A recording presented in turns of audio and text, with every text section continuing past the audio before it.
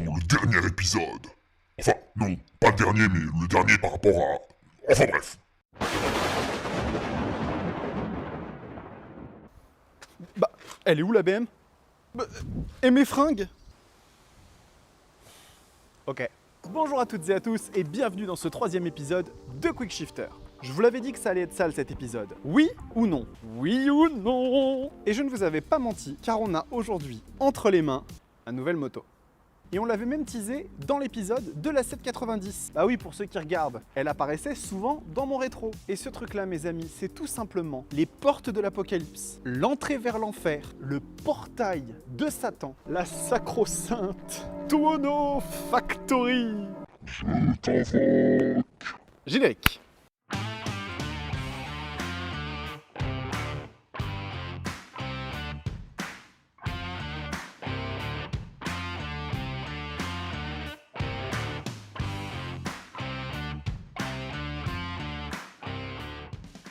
Bon, c'est bien beau de faire des conneries avec des effets spéciaux à 2 francs. Excusez-moi, je cherche les 20 dernières années là. Mais il serait quand même temps qu'on parle de ce qu'on a juste là. Et comme je vous l'ai expliqué, ceci est ma nouvelle moto. Il s'agit d'une Aprilia Tuono Factory de 2020. Ah, bah on les a récupérés les 20 dernières années. Ce véhicule, c'est un peu le summum, le pinacle, le paroxysme de ce qu'Aprilia a réussi à créer de plus énervé, à la fois sur la route et sur piste, en ayant encore des poignées fonctionnelles au bout de 6 mois. En fait, si vous regardez bien, c'est une RSV4 sans carénage. Là vous le voyez, là vous le voyez plus. Là vous le voyez, là vous le voyez plus. On me voit, on me voit plus. Avec un guidon droit, histoire de dire. En fait, Aprilia a mis à profit son savoir-faire et ses 54 victoires mondiales en superbike pour créer une espèce de démon enragé, mais qui ne soit pas une hypersport. Enfin, vous l'avez vu, il faut le dire vite quand même. Donc les assurances vont taper beaucoup moins fort. Mais est-ce que les performances sont moins bonnes ? Au passage, j'en profite pour vous le rappeler, abonnez-vous à la chaîne. Vous voyez bien que je fais le con en permanence. Bon bah si vous vous abonnez, je continuerai à le faire encore. Voire même un peu plus. Mais pour ça, il faut s'abonner et la petite cloche. Oui, c'est bon, on y va, on y va. Bon allez, on va commencer avec un tour en statique de la moto. Mais vous voulez que je vous dise quoi de ça, moi? Il n'y a pas une fausse note, il n'y a pas un truc qui dépasse. Bon allez, on y va, c'est parti. Donc bah écoutez, elle est magnifique la moto, il n'y a pas grand chose à en dire, hein. C'est un mélange de lignes à la fois un peu fluides et aussi très acérées qui lui donne un style qui est juste incroyable, bien plus réussi selon moi que son ancêtre Feu V4 APRC qui avait une ligne beaucoup plus insectoïde. Là je trouve que c'est beaucoup plus harmonieux, hein. On reprend vraiment la tête de fourche de la RSV4 actuelle, hein, pas la nouvelle 2021. On est sur quelque chose de vraiment superbe. On a des matériaux nobles partout. Regardez-moi ce bras oscillant en aluminium brut. C'est juste magnifique. Et puis on va avoir plein de belles pièces. Regardez, on a ici du carbone. On en a aussi à l'avant avec le garde-boue qui est juste top. Et ça, c'est des choses qui sont vraiment spécifiques en plus au Factory, mais de 2019 et 2020. C'est-à-dire que les modèles avant n'en ont pas. Et même le nouveau modèle 2021 ne possède pas de carbone. Donc ça, c'est vraiment spécifique à ce modèle-là. Puis bien évidemment, après, vous allez avoir cette superbe fourche Öhlins, qui est juste magnifique, un fourche pilotée, avec ici les éléments Brembo pour le freinage. Donc là, on est sur des étriers M50. C'est ce qui se faisait de mieux jusqu'à l'arrivée des derniers éléments styléma, et ça vous freine vraiment comme il faut. Et puis le coloris, moi je trouve que cette livrée, elle est super belle. Donc il en existe plein des coloris, mais sur le modèle 2020, on est là sur du noir mat avec les rappels vert et rouge Aprilia. Vraiment très joli. Bon, on va faire un petit tour sur le tableau de bord. Donc pareil, là on a un tableau de bord, un écran TFT qui est plutôt pas mal du tout, assez grand, assez lisible, avec beaucoup d'informations. Il vous marque Insert your personal code quand vous n'avez pas encore paramétré de code perso. Donc là vous voyez, on a toutes les assistances de la moto qui sont réglables, le contrôle de traction, les modes de conduite, ABS, le wheeling control, ASC c'est les suspensions pilotées que vous pouvez régler, vous avez l'indication des tours minutes, important, la vitesse, le rapport engagé, et vous avez aussi ce petit gadget qui finalement est très sympa, qui est un indicateur d'angle. Regardez, si j'appuie un petit peu sur la moto, je l'incline, vous voyez, il change. Et vous avez aussi, je ne sais pas si vous allez le voir, mais regardez ici, un indicateur de freinage et d'accélération, pour savoir en fait exactement à combien vous en êtes au niveau du freinage et de l'accélération. Donc voilà, globalement, Véhicule assez sympa. Visuellement, je pense qu'il n'y a pas d'erreur. Petite mention spéciale quand même à cette coque arrière qui est juste splendide. Ça, vous avez la possibilité de mettre une coque passager, une selle passager, mais clairement, franchement, laissez-la comme ça. Elle est juste trop belle. Ça reprend vraiment la ligne de la RSV4. Donc c'est vraiment super sympa. Juste un petit point à savoir concernant les stickers. Regardez ici ce sticker là qui est un petit peu abîmé, ça c'est du Karcher en fait qui a fait ça. Donc faites attention quand vous lavez la moto, lavez-la vraiment à la main avec une éponge et du shampoing moto. N'y allez pas à la haute pression ou alors faites très attention directement sur les stickers parce que ça peut s'abîmer assez rapidement. Allez, on va voir un petit peu ce qu'elle donne quand on la réveille. Ah là là, écoutez-moi ça. Écoutez-moi ce moteur, il n'y a rien de mécanique là-dedans, il y a un truc à l'intérieur, il y a un truc vivant. Écoutez-moi ça.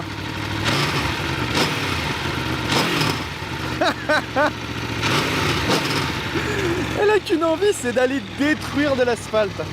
Bon allez, on y va, c'est parti, on se retrouve dans quelques instants pour l'essai dynamique. Et bien ça y est, on se retrouve au guidon du démon italien, la Tuono Factory, en ville comme d'habitude, avant d'aller sur des chemins un petit peu plus ouverts pour aller torturer le pneu arrière. Et on va aller un petit peu s'éloigner de la ville pour voir un peu ce que cette magnifique diva italienne a dans les bielles. Je vous dis à tout de suite. Mais pourquoi il pleut? Je comprends pas en fait. C'est quoi le délire là avec la pluie? Genre il fallait qu'il pleuve là, c'est ça? Bon ça y est, on est hors de la ville et on va enfin pouvoir voir ce que cette Tuono elle a dans le ventre. Donc c'est parti, 3, 2, 1. Ah excusez-moi, j'y suis allé un petit peu trop fort, on va recommencer. Oh putain, mais qu'est-ce que c'est que ce truc de ouf! C'est incroyable, c'est incroyable. Ce moteur est fou, il est vraiment dingue. On dirait que l'inertie en fait ne fait juste pas partie du vocabulaire qu'on peut utiliser quand on parle de ce moteur. Ça prend des tours à une vitesse, c'est d'une violence inouïe. C'est incroyable. C'est vraiment incroyable. Et il y a aussi un autre truc à constater sur ce moteur par rapport à celui de la S Miller. C'est que le moteur de la S Miller, il était très rageur, il était très phénoménal, mais on sentait une précision et une mécanique qui sont vraiment allemandes, une sorte de rigueur. Ici, on a l'impression que ce moteur, il est autant animal, organique, que mécanique. On a vraiment l'impression d'avoir quelque chose de vivant entre les pattes et c'est incroyable. On va se parler un petit peu du reste de la moto, donc à savoir le châssis. Et c'est simple en fait, cette moto, elle va là où vous avez envie qu'elle aille. Elle se place en fonction de votre pensée. C'est un truc de fou. Le châssis, il est mais incroyable de précision et de rigueur. C'est hyper incisif, c'est agile. Il n'y a rien qui peut la perturber. C'est un régal, c'est un régal. Franchement, on se sent mais constamment en confiance. On n'a jamais la moindre sensation qu'on va se faire dépasser. Et ça, c'est vraiment hyper agréable. Et puis bien évidemment, en plus de ça, on a la suspension qui est super bonne. Donc on est sur du all-in piloté. Donc ça permet vraiment d'avoir un amortissement qui se règle en temps réel et en fonction de vos envies. Donc encore une fois, ça c'est vraiment du tout bon. Et le toucher de route, en fait, il est juste parfait. On lit vraiment l'asphalte comme si on était devant. La moto, elle s'inscrit d'un seul tenant. Il n'y a rien, il n'y a pas d'éléments parasites. On sent vraiment qu'on est sur de l'ultra premium. Donc c'est vraiment hyper agréable. Concernant le freinage, on est sur du M50, donc ça vous enterre la roue dans le bitume en moins de 2 secondes. Hein. Il suffit simplement d'appuyer un tout petit peu et vous vous arrêtez instantanément, c'est incroyable. Mais par contre, par rapport à la S Miller, un truc que j'aime bien, c'est que c'est beaucoup plus progressif. On va pas avoir ce sentiment immédiat de mordant pas contrôlable. On a vraiment un dosage en fait du freinage qui est très agréable et qui permet vraiment de savoir situer la moto. Donc ça c'est vraiment hyper satisfaisant. Finalement on va se parler un petit peu des aspects autoroutiers. Donc sur du grand trajet, c'est une moto qui pour moi n'est pas forcément la pire, dans le sens où on a une très belle protection, et à mon avis le fait d'avoir une tête de fourche issue d'une Hypersport n'y est pas pour rien. On est vraiment sur quelque chose qui est... Ah, les dodanes, mon dieu! On est sur quelque chose qui est vraiment hyper protecteur, hein. Quand vous êtes à 130 km/h, il n'y aura vraiment aucun souci. Donc pour moi ça reste validé. Ça reste validé à ce niveau-là. Bon, on va parler un petit peu de ce bijou. Et il y en a des choses à dire. Donc, le premier truc qui intéresse tous les excités de la poignée, à savoir le moteur. Eh bien, ce moteur n'est pas comme 1, ni comme 2, ni comme 3, car il s'agit d'un 4 cylindres, mais pas n'importe comment, puisque ces derniers sont positionnés en V. Et oui, c'est un V4. Le V4 n'est pas une architecture très répandue dans le monde des motos de route. Et pour cause, il coûte un peu plus cher à produire. Certaines machines en ont néanmoins possédé, comme la légendaire Yamaha VMAX, ou encore les VFR 800 et 1200. Et finalement, Aprilia, qui a décidé d'en faire son architecture de prédilection avec l'arrivée de la RS V4 et de la Tuono, puisque cette dernière en a été dérivée. Et il faut savoir que l'architecture V4 est largement plébiscitée dans le monde du MotoGP, car il faut savoir que ces moteurs sont en règle générale un peu plus performants par rapport à leurs homologues 4 en ligne. Et du coup, en termes de chiffres, qu'est-ce que ça donne? Eh bien, on commence par 175 chevaux, ce qui commence à faire beaucoup, et 120 Nm de couple, ce qui achève de faire beaucoup. Ce moteur a tout pour lui. Il dispose d'énormément de force bas dans les tours et d'une hargne phénoménale qui transforme toute balade en perte de permis. Donc faites bien attention à la vitesse, car ce truc-là va très vite. Au niveau du châssis, on va avoir aussi quelque chose de dingue, quoique un peu plus classique, faudrait pas faire fuir les gens. Et on a donc un cadre périmétrique avec 2 poutres en aluminium qui sont reprises directement de la RS V4. Autant vous dire que c'est incisif, agile et précis. Au niveau du freinage, les éléments sont confiés au Maestro Brembo avec les M50 qui te stoppent mieux qu'un mur. Et finalement, la crème de la crème, les suspensions. Sur ce modèle Tuono Factory spécifique, nous avons des éléments Öhlins qui, en plus d'être déjà un des meilleurs équipementiers au monde en ce qui concerne la suspension, et non content d'avoir mis des éléments NX30 à l'avant et TTX36 à l'arrière, nous proposent en plus de cela leur solution Smart C 2.0 qui vont rendre ces suspensions totalement pilotées. En effet, vous allez pouvoir régler vous-même l'amortissement de votre moto au guidon directement depuis les commodos. Quand je vous le dis qu'elles deviennent de plus en plus intelligentes ces motos. T'es vivante, hein? Avoue que t'es vivante! On va finir avec la dotation électronique, qui est une des meilleures du marché tout simplement, avec le package APRC qui propose 3 modes de conduite. Alors par contre, c'est marrant, chez Aprilia, il n'y a pas de Rain, Street, Sport. Chez eux, c'est Sport, Race et Track. Tu te démerdes, t'as voulu acheter un truc de fou, tu roules pas sous la pluie. En fait, les 3 modes de conduite régulent l'arrivée de la puissance d'une façon un peu différente à chaque fois. Donc ça va. On va aussi avoir un contrôle de traction à 8 niveaux, un contrôle du wheeling, un contrôle de l'ABS qui se déclenche aussi bien sur l'angle que lorsque vous êtes tout droit, un contrôle fiscal, un quick shifter up and down pour kiffer sans s'arrêter, un pit lane limiteur. Alors ça, c'est phénoménal. Ça vous permet de régler la vitesse max de la moto quand vous êtes dans un stand de circuit. Je vous l'avais dit que c'était une pistard cette bécane. Et finalement, un petit régulateur de vitesse pour se soulager les poignets sur la route des vacances. Le tout dans un bel écran TFT grand et lisible. Eh, on n'est pas bien là? Attendez, on va passer à la ville maintenant. Moi je voulais pas aller en ville. Ah, je fais ça pour vous, hein, clairement. Hein. Bon, comme on se disait tout à l'heure, hein, la Tuono c'est une machine qui a des qualités exceptionnelles dès lors qu'on est sur des routes ouvertes, mais alors quand on arrive en ville, c'est vraiment la tannée. Et clairement la seule chose qui rend cette moto un poil plus accueillante qu'une Hypersport, qui n'est clairement pas un véhicule fait pour ce genre d'usage, c'est tout simplement le fait qu'elle est un guidon droit. Donc ça, au niveau de la position, ça va, hein, il n'y a pas trop de problèmes, on est dans une position relativement droite, il n'y a pas trop d'appui sur les poignets, donc on est plutôt bien à ce niveau-là. Au niveau des jambes, c'est quand même bien plus replié, même que sur la S Miller, hein, donc c'est vraiment une moto qui est faite pour la grosse attaque et la prise d'angle de fou. Donc bon, après ça va, ça passe, c'est pas non plus le truc le pire. Au niveau de l'ergonomie des guidons, on a quand même une masse de boutons qui sont présents sur les commodos, hein, dont notamment ce petit joystick qui sert directement à contrôler les différentes aides et assistances au pilotage. On va avoir 2 boutons de chaque côté du commodo qui vont permettre en fait de régler en roulant le contrôle de traction, et puis on va avoir également en fait ce bouton ici qui sert en fait à régler le régulateur de vitesse de la moto, donc pour pouvoir l'augmenter, l'activer ou le désactiver. Et on a un autre petit bouton qui est juste en dessous ici, qui est un bouton qui vous sert à activer le V4MP, qui est un module vendu séparément et qui vous permettra de contrôler en fait vos appels, votre musique directement depuis votre intercom. Donc pour les gens qui aiment bien le côté un petit peu geek, les gadgets un peu geek sur les motos, eh bien c'est très sympa. Moi personnellement c'est un truc qui me plaît pas mal, donc très sympa. Et finalement eh bien sur le démarreur vous avez la possibilité en fait de régler les différents modes de conduite. Là vous voyez je passe de sport à race à track à droite.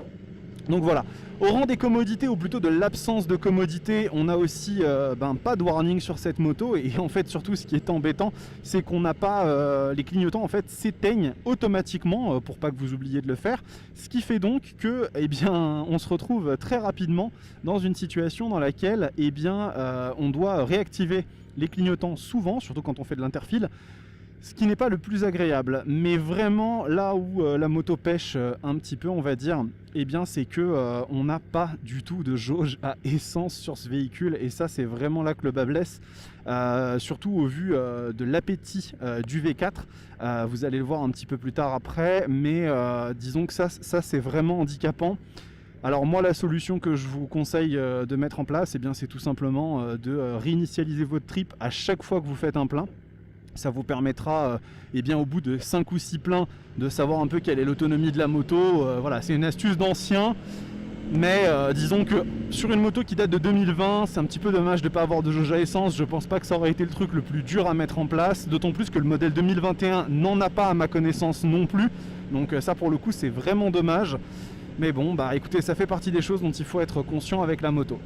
Concernant la consommation, parce qu'il faut s'en parler aussi de la consommation, sur ce véhicule en mixte, on est à 9 litres au 100. Le V4 est un moteur qui est gourmand, qui est assez glouton, donc ça il faut bien le savoir et bien l'avoir en tête parce que c'est des choses qui pèsent aussi dans la balance et dans l'équation quand on veut acheter ce genre de véhicule. Par contre c'est la ville qui fait mal à cette moto parce que j'ai fait un trajet là, il y a quelques jours de 120 bornes avec 110 km par autoroute et finalement en fait je suis tombé à 6,8 au 100, soit pas très loin de la S1000R, mais dès que vous êtes en ville la moto va énormément consommer. Point concernant la chauffe, ce véhicule chauffe de fou, c'est un truc de malade, la moto chauffe comme c'est pas possible. Ne roulez pas avec cette moto dans les bouchons parisiens en août, vous allez crever, je vous le dis tout de suite, vous allez crever. Autant en ville quand il fait un peu froid, bon bah c'est agréable, ça vous tient chaud. Dès que vous dépassez les 20 degrés de température ambiante, vous allez le sentir de fou. Et du coup ça va être rapidement très désagréable. C'est une machine qui est faite pour les grands espaces, pour s'exprimer sur de la route ouverte, sur des petits chemins sinueux du coup bah ne roulez pas avec ce véhicule en ville, évitez au maximum, on peut pas non plus faire comme on veut, mais évitez au maximum de rouler en ville avec, surtout quand il fait chaud parce que ça devient très rapidement compliqué. Finalement le duo concernant cette machine, le duo vous oubliez tout de suite, c'est même pas la peine. On est sur une moto qui est absolument pas confortable. Il y a bien une selle passager qui est livrée avec, mais cette selle passager en fait elle est non seulement pas très confortable parce qu'elle est pas grande, mais en plus elle est extrêmement glissante, donc votre passager il va vraiment pas apprécier. Je vous y autorise si vous devez transporter quelqu'un qui est mortellement blessé à l'hôpital, mais sanglez-le par contre à vous, parce que sinon la personne elle va s'envoler tout simplement. Donc voilà, c'est une machine d'égoïste. Elle est là pour vous faire plaisir à vous et à vous seulement. Gardez-le en tête, les trajets duo sont vraiment à proscrire au maximum. Après, vous savez, tous ces défauts en fait sur la Tuono, ils s'effacent dès lors que vous sortez de la ville, que vous commencez à arriver dans des espaces un peu plus ouverts et que vous commencez à tourner la poignée. C'est là qu'en fait cette moto en fait elle révèle tout son caractère, toute son âme et que vous commencez vraiment à reprendre plaisir avec et regardez en fait finalement ce moteur, c'est un truc de ouf, cette moto elle est vraiment incroyable et en fait finalement c'est ça, la Tuono en fait c'est pas une moto facile. C'est pas une moto qui vous apporte tout sur un plateau d'argent comme le ferait en fait une S1000R ou une Super Duke 1290 où tout semble finalement assez immédiat, assez rapide. C'est une diva. elle va vous casser les pieds la grande majorité du temps. Elle vous rendra pas les choses aisées. Par contre, quand il s'agira de s'amuser, sortir la grosse attaque et vous retourner les tripes, aucune moto ne tiendra tête à la Tuono, ça je peux vous l'assurer. On a donc finalement avec cette Tuono une moto à deux visages. Laissez-la s'exprimer sur route ouverte et vous allez avoir une des armes de destruction massive les plus impressionnantes qui ne soit jamais sortie dans la production moto. Par contre, enfermez-la dans la cage de la ville et vous allez beaucoup moins rigoler. On va maintenant faire un petit point concurrence, même si on l'a déjà un petit peu abordé quand on a parlé de la S Miller. Et on va justement commencer par elle, la S Miller. C'est une moto très rageuse et performante, mais aussi un petit peu plus polyvalente et moins sensationnelle que la Tuono. Ah, nous savons faire des véhicules performants, mais aussi confortables. On va aussi avoir la Yamaha MT-10 avec son moteur à calage crossplane, avec un comportement et une sonorité assez proches finalement de celui de la Tuono. Par contre, il y a la gueule quoi. C'est vous qui voyez, je veux rien savoir. On va aussi avoir bien sûr l'incroyable KTM Super Duke 1280, et là, il y a du concurrent. Fight! Un incroyable bicylindre en L qui développe plus de 180 chevaux et 140 Nm de couple. Je suis sûr que ça tracte un tank. Elle est belle, elle est incroyable et elle est vraiment l'incarnation de la folie made in KTM. Elle sera moins incisive en courbe que la Tuono et moins orientée pour la piste, mais ça reste quand même une machine incroyable qui est très facilement dans le top 3 de mes motos préférées. Donc, si vous lorgnez dessus, je peux que vous donner ma bénédiction, cette moto est incroyable. Et finalement, on va terminer avec la toute nouvelle Triumph Speed Triple 1200 RS. Triumph vient en effet de mettre à jour leur Triumph. Enfin, mettre à jour, c'est un petit peu comme si jusqu'à hier, vous aviez Windows 95 et que vous veniez d'installer Windows 10. Mise à jour, bon. Ils lui ont en effet rajouté 30 chevaux et 110 cm3 de cylindrée, ce qui l'a fait rentrer dans le cercle très privé des roadsters les plus puissants au monde. La finition n'appelle à aucune critique, comme c'est souvent le cas chez Triumph. Les équipements sont tous ultra qualitatifs, mais a priori la montée en régime de la moto est un peu plus linéaire et du coup moins sensationnelle que sur d'autres modèles. Je pense que ça reste aussi une valeur sûre. Je n'aborderai pas dans ce comparatif les véhicules tels que la Street Fighter V4 de chez Ducati, la Kawasaki ZH2 ou encore la MV Agusta Brutal 1000RR, car ce sont des véhicules qui pour moi sont dans une catégorie encore au-dessus, dépassant souvent les 200 chevaux, très souvent les 20 000 €. Ce sont pour moi des motos qui créent une catégorie encore au-dessus des hyper roadsters, les méga roadsters, les ultra roadsters, Les giga roadsters. bref. En ce qui concerne le neuf, cette machine se négocie aujourd'hui, tenez-vous bien, à 16 000 € en version standard et 19 300 € en version factory. Oui, je sais, ça fait mal au cul.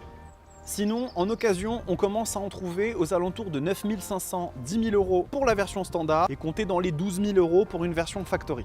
Attention, achetez ces véhicules toujours sous garantie ou chez des professionnels qui pourront vous les garantir, car Aprilia est une marque qui s'est fiabilisée depuis son rachat par Piaggio. Néanmoins, vous n'avez pas envie d'avoir un piston qui vous sort par le moteur quand vous serez en pleine balade. C'est ma recommandation, vous en faites ce que vous voulez. Finalement, pour conclure, cette machine est une usine à sensations et très probablement une des motos qui m'a fait le plus vibrer. J'ai pas pleuré, c'était une poussière dans l'œil! Mais elle a également son lot d'inconvénients avec lesquels il faudra apprendre à vivre. Pour moi, c'est ce qui en fait tout le charme. Achetez-la en connaissance de cause, mais soyez sûr d'une chose, quand vous tournerez la poignée sur une Tuono Factory, vous ne serez jamais déçu. Ce troisième épisode de Quick Shifter est enfin terminé. J'espère que le format vous plaît toujours. N'hésitez pas d'ailleurs à me dire en commentaire s'il y a des choses que vous aimeriez voir en plus dans les vidéos. Encore une fois, je vous fais chier avec ça, mais abonnez-vous à la chaîne, c'est vraiment le meilleur moyen de soutenir le développement de cette dernière et de montrer que vous appréciez le travail que je fais. La prochaine vidéo sera aussi sur une Aprilia et en plus de cela un véhicule extrêmement demandé et qui vient de sortir il y a peu de temps. Donc je vous dis à très bientôt, portez-vous bien, ciao!